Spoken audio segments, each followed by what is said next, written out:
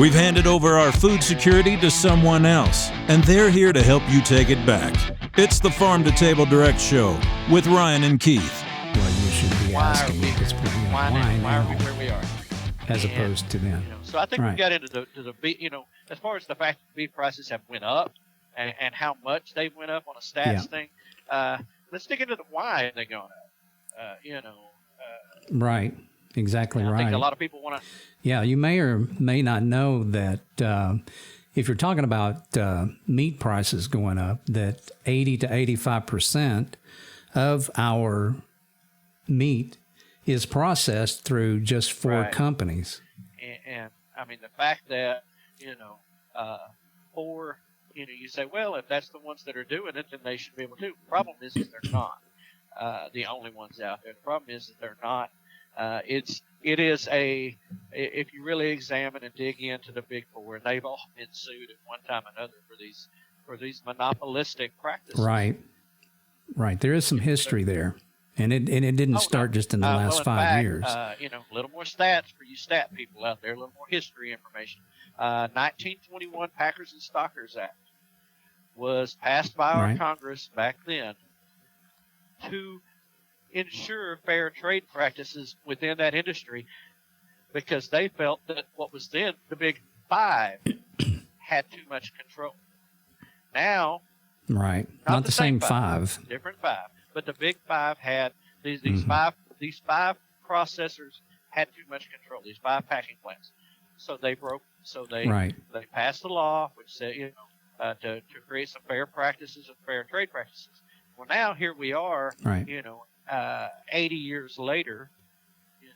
Actually 100 years later. I'm sorry, we're in 101 years later. Wow, lost some time there. 101 years later, facing the same problem, but it only at this time. Right. Well, I don't remember exactly what it was or what percentage that those 5 actually controlled of the overall meat market at that time. Do you remember that?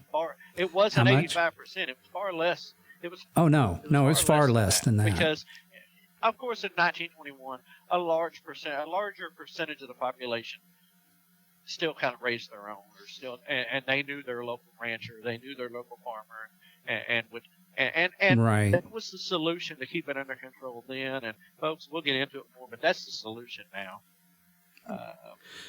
That's right. Yeah, at the end of all of this, we're going to be pushing local. We believe in local. Everything as much local as you can possibly do.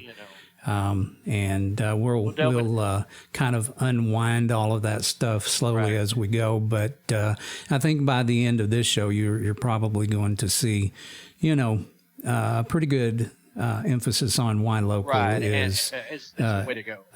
In everyone's best interest. But back into the why prices are high. I mean, of course, there is a certain measure of inflation in anything, and you have to discount that, and you have to discount, things. But, if you really want to, there's the why of these meat processors that are, the market is controlled, not by the true form of supply and demand. Whereas, i.e., that's correct. The demand is high and the supply is low, the prices go up. The supply is high and the demand is low, the prices go down. That's the law of supply and demand that's the normally. Supply and demand. But what happens when somebody in that chain from the guy who produces all the way through to the finishes raising and the processing and the transportation and the delivery and it getting to your local grocery shelf? What happens when somebody in that chain or somebody's in that chain begins to control the flow of supply, thus and the price?